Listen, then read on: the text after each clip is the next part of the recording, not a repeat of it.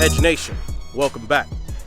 If you're new to my channel, Edge Nation represents hard-working people who aren't afraid to tread the edge of societal norms for the sake of truth, safety, and to gain a competitive advantage. Today I'm going to talk about keeping one in the chamber, something I've always done. However, not everyone can be at that comfort level. So I'm going to share with you what has worked for me so we all can maintain one in the chamber at all times. Before I get started, I want you to smash the subscribe button. I want you to give me a thumbs up and ring that bell so you can stay updated with the latest and greatest of information. Let's get right to this. All right, so let me tell you how I got started carrying one in the chamber. And that goes in line with when I first bought my first gun. Now, I started carrying a gun, honestly, because of dogs roaming the streets. You know, back then it was Rottweilers and Doberman Pinschers. First it was Dobermans and Rottweilers being the new fad. Grew up in Detroit and grew up on the west side, and like any part of the city or any inner city for that matter, there's a lot of loose stray dogs roaming. You know what I'm saying? So that was the first, fear that I had, was getting chased by dogs, getting bit by dogs for that matter.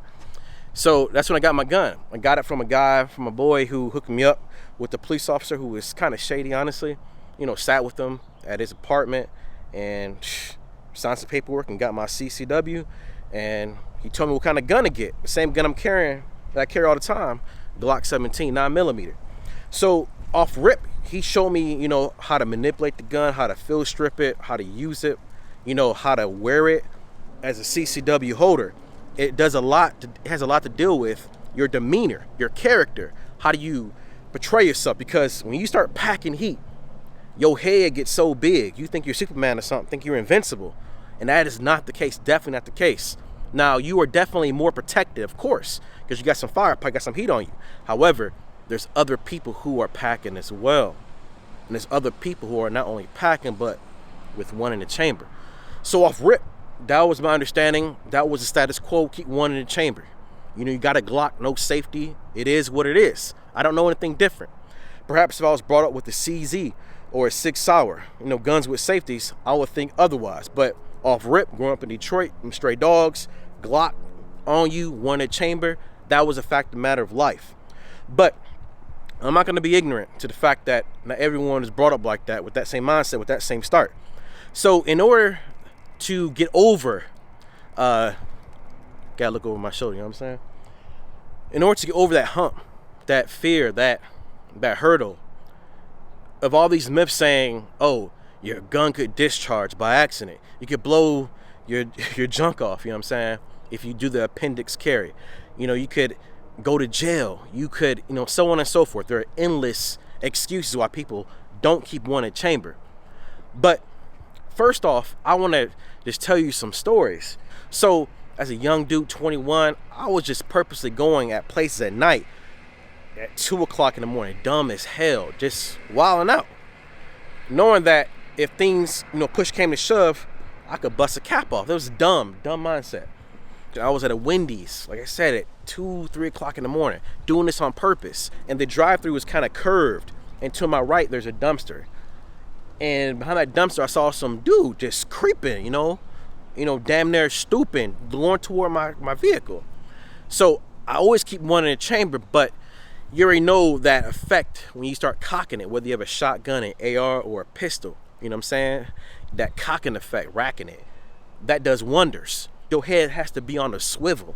So that situational awareness was built in. So when I saw him from afar, I racked it and he peeled off. But I was scared, I ain't gonna lie. You know what I'm saying? It flipped me out. And I said, forget it. I am not going out at 2, 3 o'clock in the morning ever again. It's not worth it. Most case scenarios where you gonna have to brandish your weapon, use your weapon, you don't have time to rack the slide. Sometimes you don't have your free hand freed up. You're gonna have to just get the drop on them and bam. And you have to understand, this is a tool. It's not the tool that's gonna discharge itself. It is your demeanor, your understanding of what kind of weapon you're dealing with. You're dealing with one that can be triggered only by an intentional pull of, well, for the most part, it's a Glock. I can't speak for y'all other people, you know what I'm saying? But Glock, it can only fire if you intentionally pull the trigger. You know what I'm saying? So with that is the reason I was so confident sticking to Glock. Because I'm not trying to deal with guns that fall and it fires off. I'm not trying to deal with all that. I'm trying to deal with me and mine, my intentions. I find comfort in my own responsibility, my own actions. But for people to get over that fear, I would suggest, they have little snap caps, little fake bullets. I would, load up your magazine, leaving one, putting that snap cap, at the top, racking it, keeping that in the chamber. And first, start off with that. But before you get to that point, you have to get comfortable with carrying your firearm. Because I think it's more of a firearm than a bullet in the chamber type thing. So if you first get your weapon, carry it on your person in your house without a magazine, without any bullets. Get used to it being by your side or however you want to carry it. Appendix carry, hip carry, whatever. Walk around the house. I'm talking about getting dressed, taking your shower and shave, putting your clothes on and your gun on you. Eating your breakfast, doing all that with a gun on your hip. Get used to it being on your hip. Get used to it like you get your keys, your wallet, your gun, all that's a package deal. Once you get to that level of comfort, knowing this is a must, a necessity, then put a magazine in there. Wear that around the house. Do that going to the store, getting gas or wherever.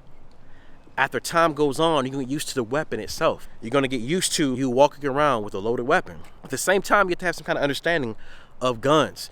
Take firearm safety training courses. Look at YouTube. Read books. Never seclude yourself to one avenue of information. YouTube, books, and actual hands-on training. Therefore, once you get an understanding of how a firearm works, you'll gain more confidence in yourself on your ownership of this weapon. This weapon is nothing without you. You know what I'm saying? It's the person, not the tool, that you should be fearful or concerned with. Then take that snap cap off. Be confident in yourself. And I guarantee you, aside from having any experiences with your life being threatened, which that can jumpstart or knock you out the game of carrying the one in the chamber or weapon on you at all, you should be good. Comment below, let me know if you carry one in the chamber, why or why not, and we'll go through this together. We'll make sure that everyone keeps one in the chamber. All right?